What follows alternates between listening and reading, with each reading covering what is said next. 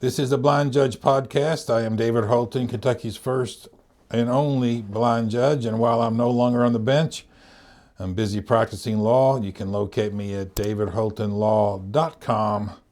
All 120 counties of Kentucky, from the Mississippi River to the mountain coal mines and the Ohio River to the Tennessee enemy line. davidholtonlaw.com. Joined in studio today by my friend and perhaps your former mayor, Greg Fischer. Greg, welcome to the Blind Judge Podcast. Judge, good to be with you, buddy. It's good to be with you. You always make me smile. We were last together when my Uncle Charlie Miller passed. Yeah. We were at his funeral together, and then we shared lunch afterwards.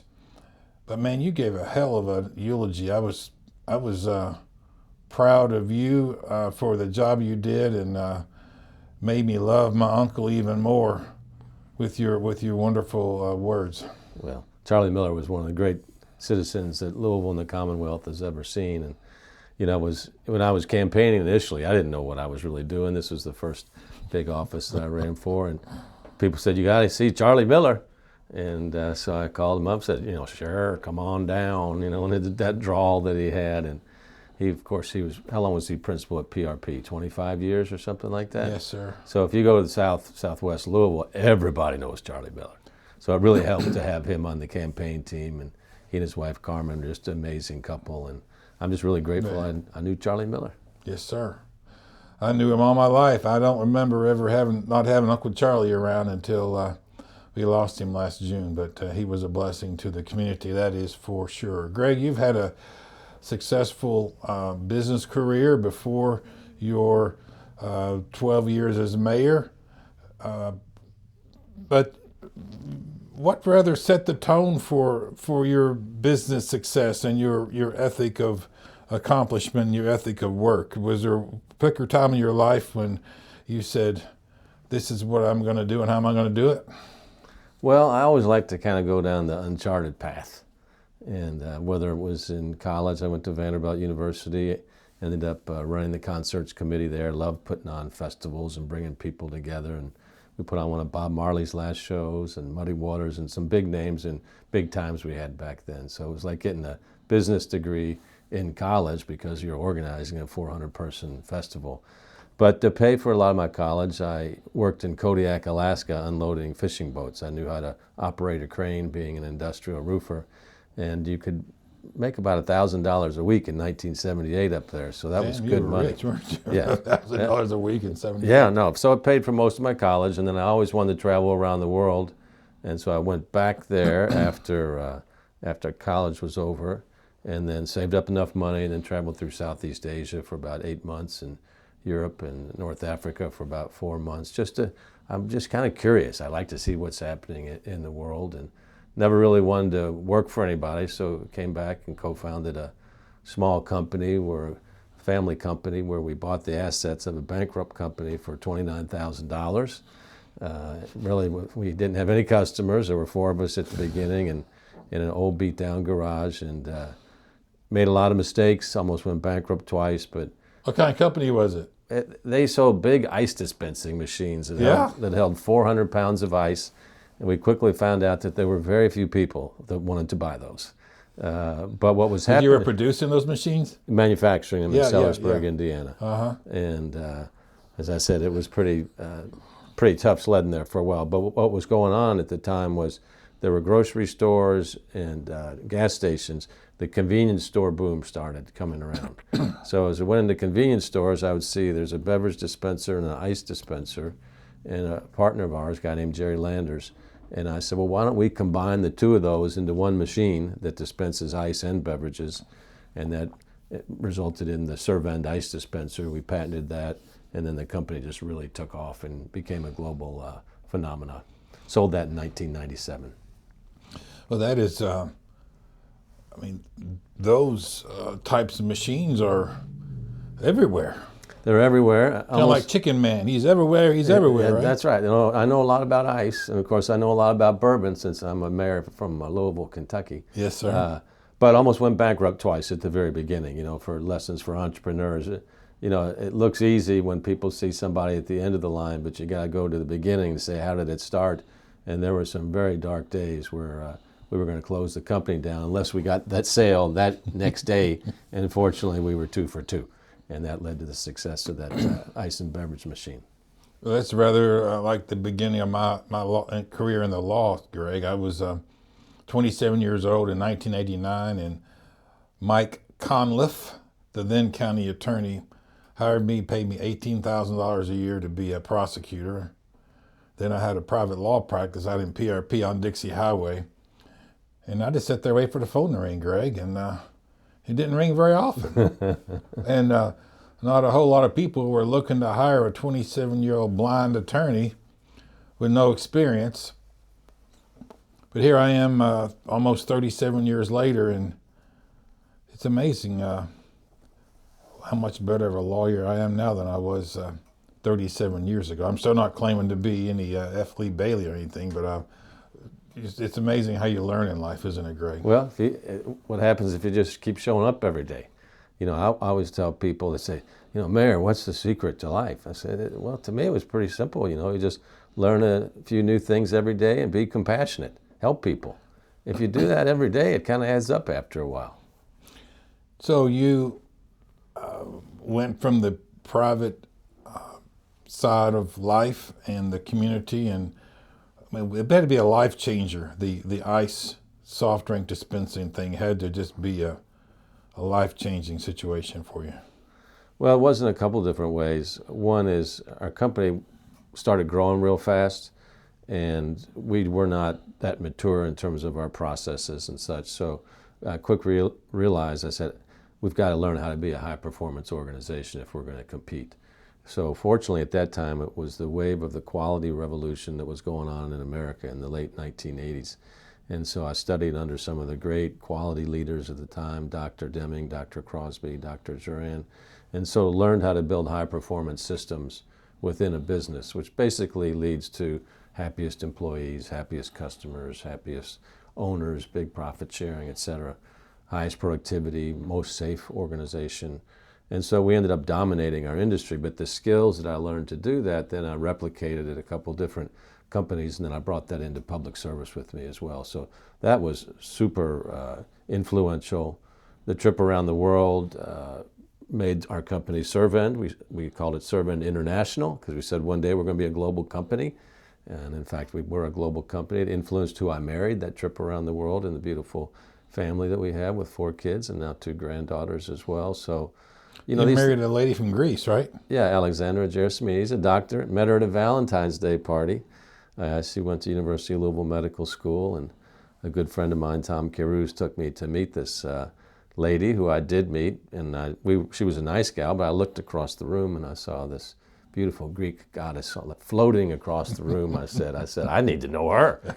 And so anyway, we've been married now for almost 40 years, and I'm very grateful. So she saved the other potential subject from you, right? Yes. Is that how you're putting it? It's worked out. It's worked out okay for everybody. Miss Fischer saved some other lady from the adventure. Cameron Mullins is my producer here in studio. And Cameron, you have some insightful questions, and if you are mic'd up or if you want to jump in a minute, feel free to do that. Okay. Okay. Mayor, you were discussing the compassionate side of things, and that's your theme to your administration when you were elected mayor in 2010, or your follow-up when your themes was we want to be America's most compassionate city. How did you land on that concept and that goal for Louisville?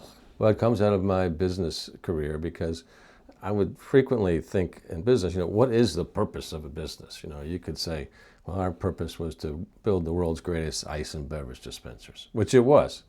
But it doesn't get people really that fired up, okay? So what I started realizing through the business system that we developed and its impact on people is that the purpose of any organization is to lead to human flourishing, to where people can learn new things, put new skills to practice, expand their consciousness, and that results in them being a much more effective team member, but also a much more effective parent, community member, church member, whatever it might be. So that's what really turned me on, is to see people kind of transform themselves into something bigger than what they thought they could be. And in my business world, to me, the key things were have a strong set of values and make all the decisions through those set of values. So as I became mayor, I said to our team and also to the city, we're going to make our decisions through the lens of lifelong learning, health, physical and mental health, environmental, spiritual health, but also compassion. And by compassion, I meant that human flourishing and interdependence. I wanted people to see really that we're just one big family here in a community, and we all depend on each other. We may not know each other, but our kids might know each other, and each one of us needs to succeed in order to be successful. So that's what compassion was all about. It's a process, it's a discipline that delivers positive results for people so they can live their dreams. Wow, that's a lot to digest there, but it's a great stream of thought there and way of living. Well, what I found was, and you might recall when I spoke about it at first, some people kind of snickered. You know, it's like, we get lifelong learning, we get health, but what's compassion thing sounds awfully soft. And you know, my response was, well, I find it more difficult for some people to be compassionate than to be cynics on the couch and talk about what other people should do versus you exercising human values that we're all born with, kindness and compassion and love. That's who we are when we come into the world. So how do we lose those human values along the way? Some do. So we need to recapture those and put those to work. So it's really a freeing way to look at life. You know, when you say your mantra is to be compassionate, and I think the more you help other people, the more it helps you. I couldn't agree more. My fraternity creed when in college was to believe in the life of love, walk in the way of honor, and serve in the light of truth. And those words in college were nothing but something I had to remember to pass the pledge test, okay? But I was in Boston, Massachusetts back in 2010 to receive an award at my National Fraternity Convention. And I was talking to my two sons the night before, who were the ages of, let's see, it was 2010. So Brooks was 16 and Max was, I guess, 11. And I said, what do these words mean to you, boys? What do these words mean to you? To believe in a life of love, walk in the way of honor, and serve in light of truth. And we started talking about it. And during my acceptance of the award the next night, Mayor, I went through what those words mean. You know, to believe in a life of love means to reject hatred, to love everyone regardless of race, creed, sexual orientation, nationality, religious affiliation, those kind of things, and to reject hatred, because if you reject hatred, then that says it all. You don't hate. To believe in life of love, to walk in the way of honor, what does that mean? It means to preserve your integrity at all costs. To preserve your integrity means to, there's no amount of money or power is worth your good name.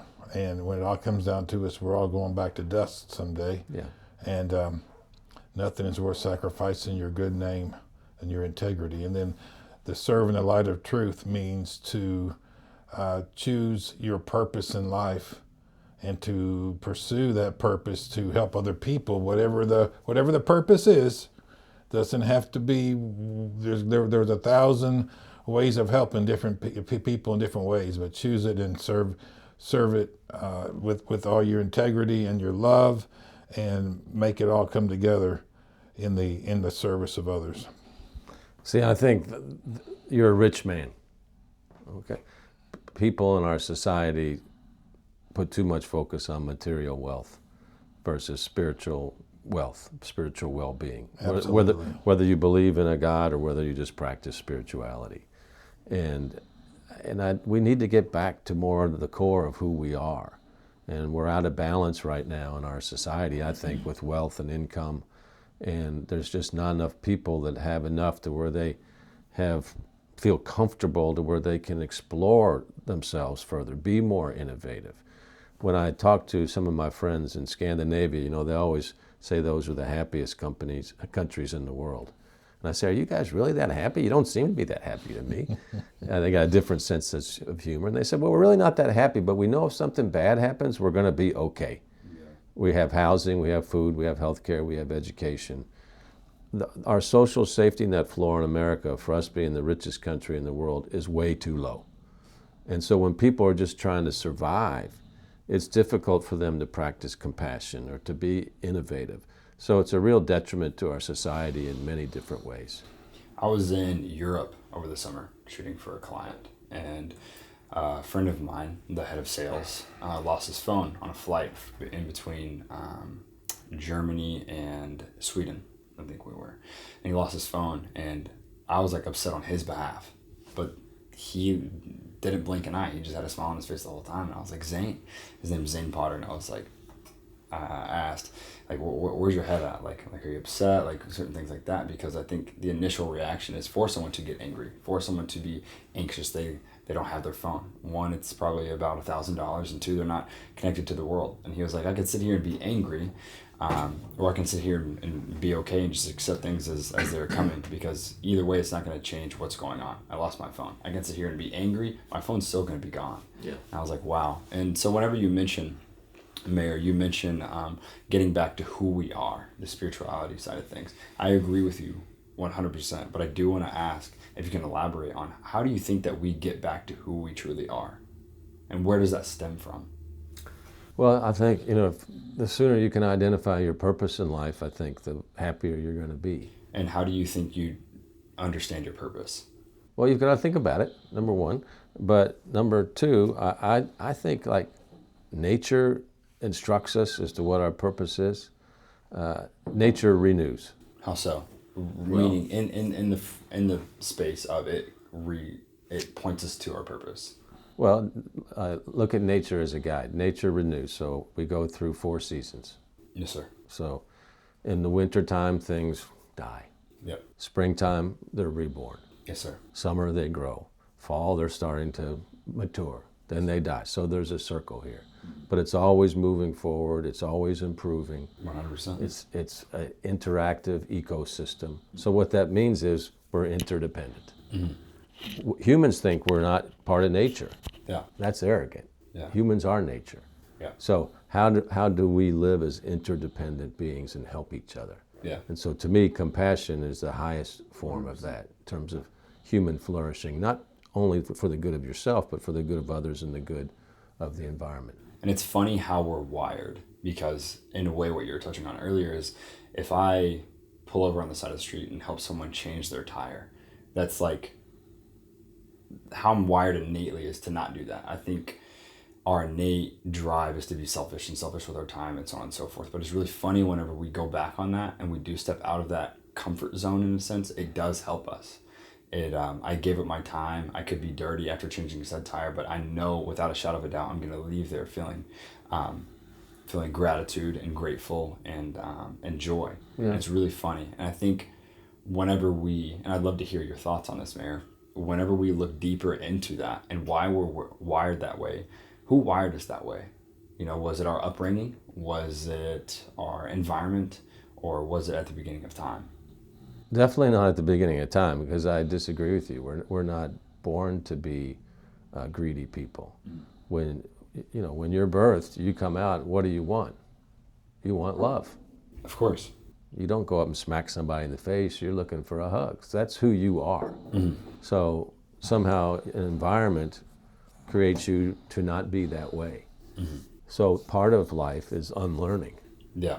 So that you can recover and discover your true self. I agree with you. And that true self is someone that's helping. Yeah. And so for people that look at this as kind of like just a philosophical conversation, I ask them, imagine a world that is a place of kindness and compassion where people are helping each other. They're like, well, that's a pretty good place.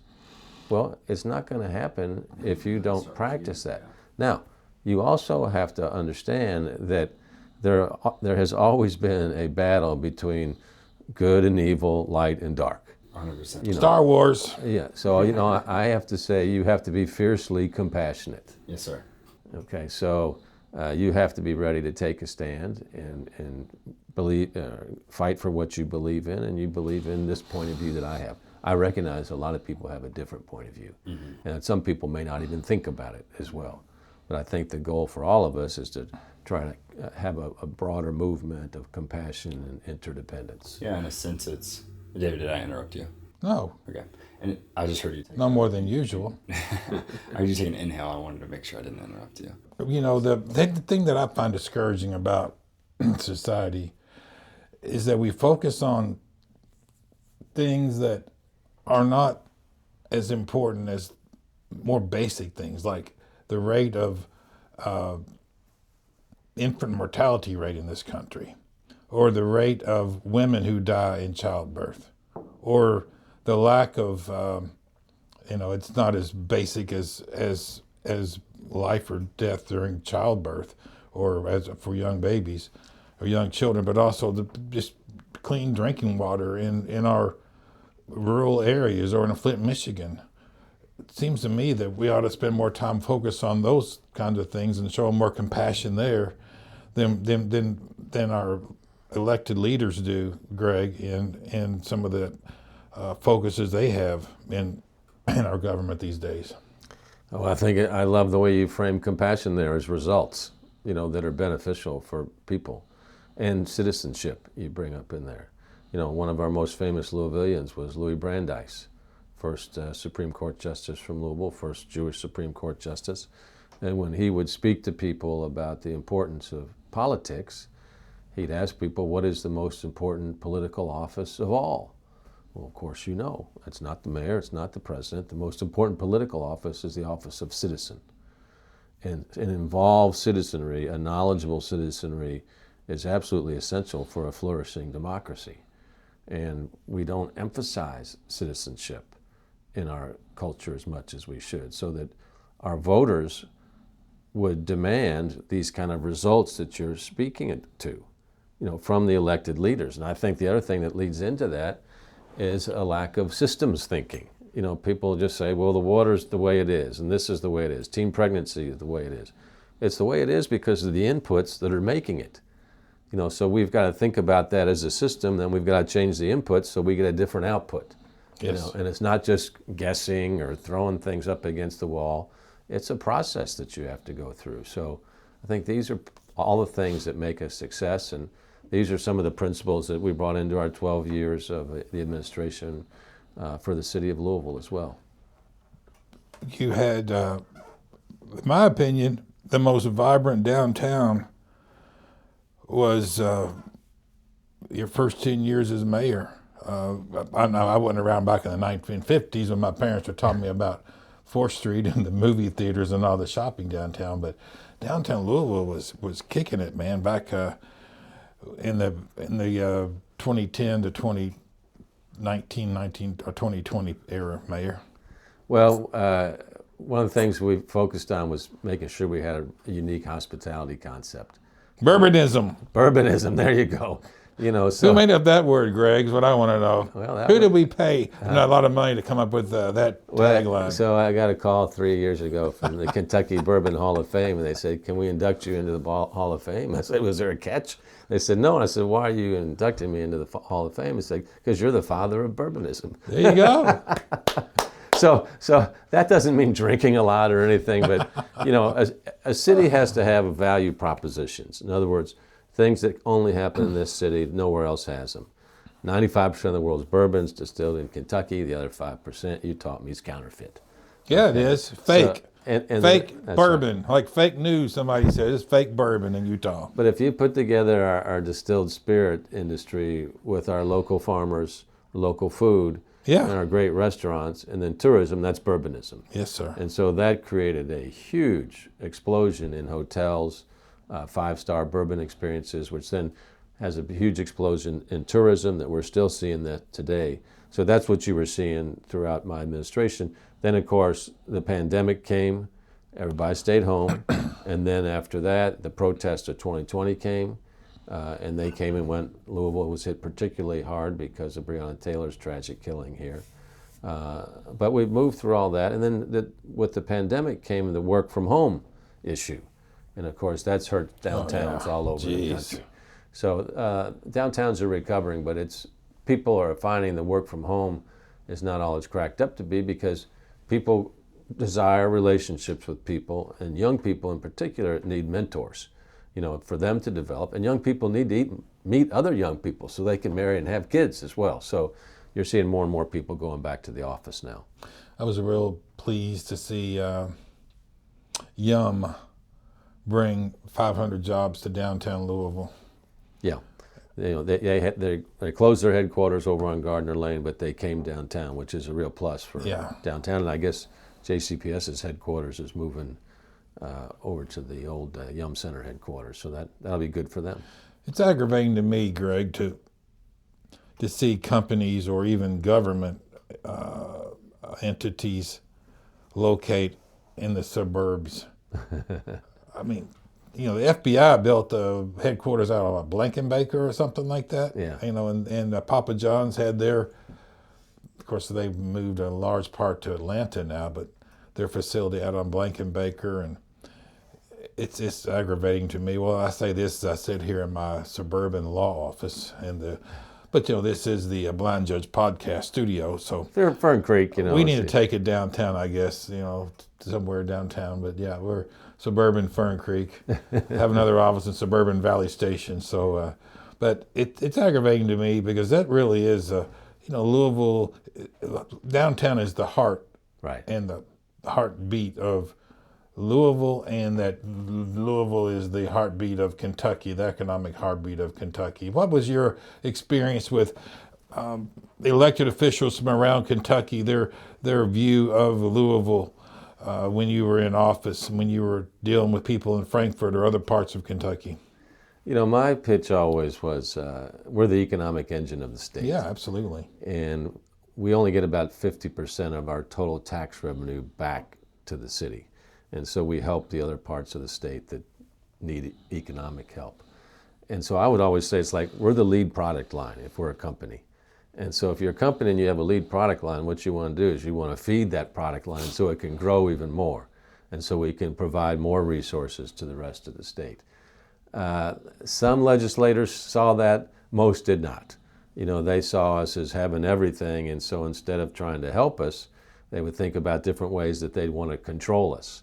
And I think that's a big mistake. You should let local government do its thing. And in the case of Louisville, obviously, where we have all the higher economic development indicators, make that easier for us to attract people, to build workforce. And there were some things that the legislature did, but they could do a lot more. Well, the current Speaker of the House in Kentucky is from the metro Louisville area.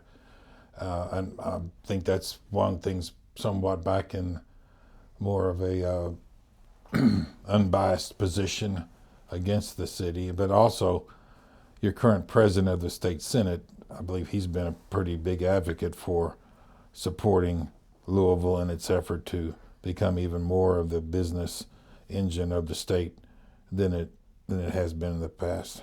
They've helped in some ways. To me, look, I'm a results guy. I look at the numbers. Louisville's still spending half of what this tax revenue is to the rest of the state. Right.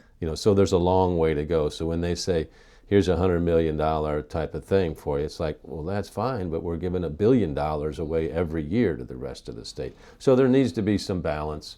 Louisville should have the ability to decide whether or not we want to have our local option, if we want to have a broader public safety effort, if we want to have a better built environment. And I worked on that in Frankfort, and we got it through the House, we got it through the governor, but we could not get it through the state Senate. I think ultimately it's going to pass 25 years later probably, while we're competing with other cities around the country that have it, and they're doing a better job with their built environment.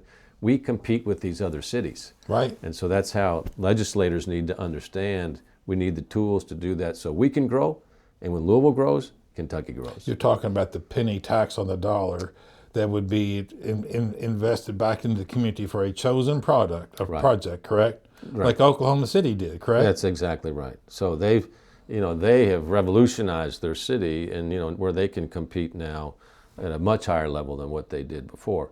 And these would go before the citizens to vote on these issues. Right. So it's the best form of democracy, but the state legislature would not allow us to do that. And the penny tax would only be in place until the project that the community approved and designated the penny tax per dollar to, correct? That's right. And once it's paid for, it goes away. Right. And if you want more projects, you put them on the ballot, people vote on them, and there you go. What could be more democratic than that?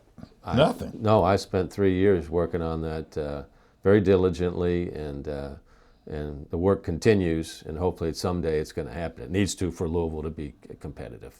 Well, I find it quite interesting, Mayor, that in the last session, the legislature dictated to Metro Louisville that our Metro Council and Mayor will from now on be running on nonpartisan tickets, correct? That's correct. And of course, when our 67C, when the merged government was formed, that was not how merged government was formed, nor what the citizens of Louisville voted on. And so for the legislature to decide to do that by themselves, I think is a real theft of democracy. It's overreaching, okay? Let's just call it for what it is. The legislature, who is run by the Republicans, and these aren't Mayor Fischer's words, these are mine. The legislature is run by Republicans, knows that Louisville and Jefferson County, Metro Louisville, per se, is overwhelmingly Democrat. And so this is their way of taking the D's off of the ballots next to the names of the Democrats. And takes the R's off as well. But as we know, people have their political affiliation, and in other parts of the state, there's more R's than there are D's. Well, that'd be more D's than R's here. So what did the legislature do? And the governor vetoed it, but the veto was overridden. I mean, what has to do, what did they forget about self-rule and about... Well, and politics is full of hypocrisy. Yeah. Did the state legislature do this to themselves? No, they didn't make the senators and representatives were still running as Republicans and Democrats. Right. So that was my response when I heard about it. I said, you want to do it to them, do it to yourselves too, House and Senate members in Frankfort. Yeah. Well, as you well know, politics is, for something that's so important, it sure is a screwed up industry. Really I mean, I was in it for 12 years as a mayor. I'm a business guy outside of that. Yeah. And there is such scale in government to do amazing things, but it can also do some very disruptive, negative things. And so you just got to ask with some folks, why are you holding this office? What are you doing with this power? Can you explain that to us? And we've got to, I think, be a center-left, center-right country. That's where 90% of the people are. And you see some of these things like what they did to our state government. That's not a centrist type of move there. I mean, that's really a theft of people choosing what they want to choose in a democracy for the political gain of whoever is driving that in Frankfurt or Washington, D.C. I mean, at the federal level right now, you see lots of extremism taking place on both sides of the aisle, but primarily on the Republican side right now since they're in power. I've got you. The Metro Lexington, or it's called the Lexington Fayette Urban County Government, when that charter was approved by the voters in Fayette County in the 80s, they did create that nonpartisan mayor and the nonpartisan urban county council, they called it. But again, that was the choice of the people of Lexington to do that. And not that it's necessarily a bad idea. And if the voters of Louisville, Jefferson County wanted to do that, that should have been their right to do it, not dictated by the legislature in Frankfurt. No, that's right. In their case, the mayor, Lexington mayor, is also a member of their city council, versus the structure in Louisville is the mayor is what's called a strong mayor, and it's 26 members of the council here as well. Throughout America, about half of the cities have a strong mayor form, and the other half have a council manager form that hires a city manager, and the mayor typically is a member of that council. Which one do you prefer? Well, I'm an executive, my background, a business person, so I like having an organization that has all the responsibility, because then the buck stops there. Yeah. The people can look at it and say, they can't be pointing fingers at somebody else. In the case of Louisville, the council's job basically is to pass a budget and enact laws. The mayor is the chief executive that drafts a budget, works with the council to get it done, executes the budget, and then obviously represents the city on a global stage, economic development-wise, et cetera.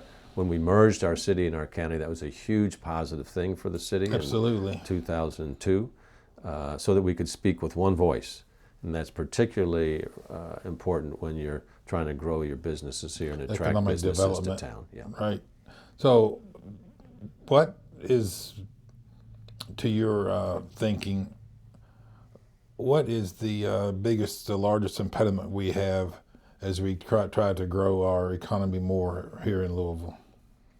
Well, I think entrepreneurship has got to be at the middle of everything, and it's a mindset of creativity and innovation and then thinking big.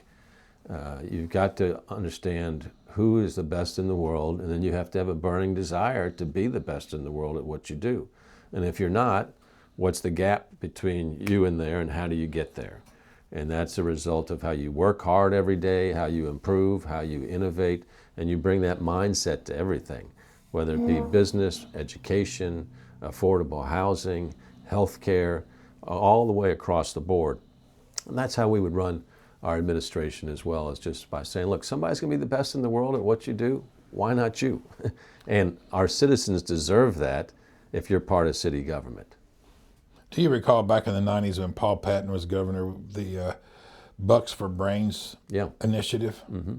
I thought that was a wonderful thing to try to bring more investment to Kentucky, invest in our colleges and universities as a way of growing our brain trust here, to try to compete with North Carolina's Triangle, or with even on a more of a dream stage with the Silicon Valley in California, but to try to build our universities and colleges to bring more brain for more innovation and development here. You know, tremendously important. I mean, businesses follow where the talent is, okay? Right. Talent sometimes follow where the business is as well, but when you have universities that are innovative, exciting places, entrepreneurial places, it's amazing how that energy works, and then the town and gown relationship.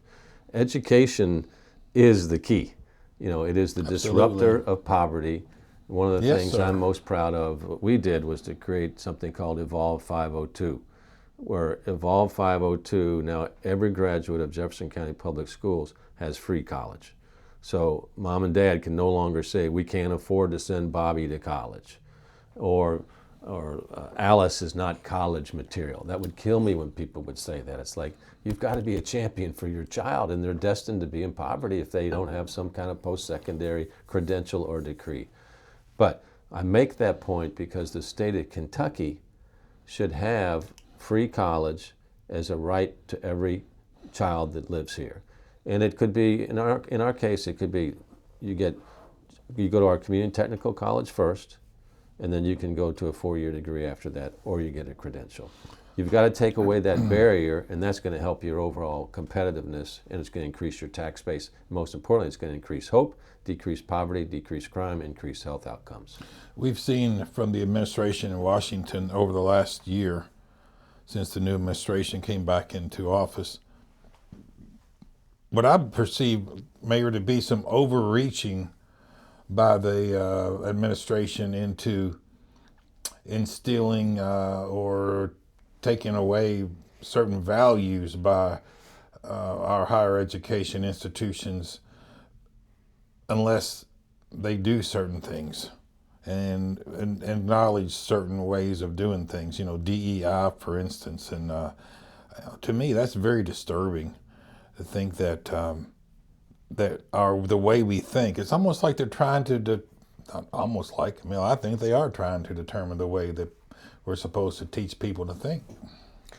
A democracy's strength is its richness, its diversity, the lack of one thought. I mean, all of that is what comes together to create a uniqueness that is America. And the attack on education is our top export. People want to come from all over the world to go to our universities. Our our colleges and universities are where most of our medical innovation comes from. A lot of our science comes from that.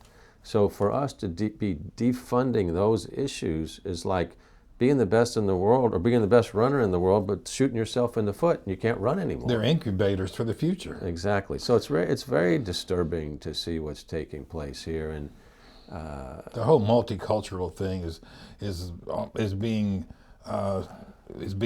shamed by the current administration in Washington. I was before you today. I had a podcast with the basketball coach at Morehead State and the athletic director at Morehead State, and it came out during our interview, and I knew this ahead of time, that the women's basketball team at Morehead State only has 2 Americans on the team. 11 out of the 13 are international players, a lot from over in Europe and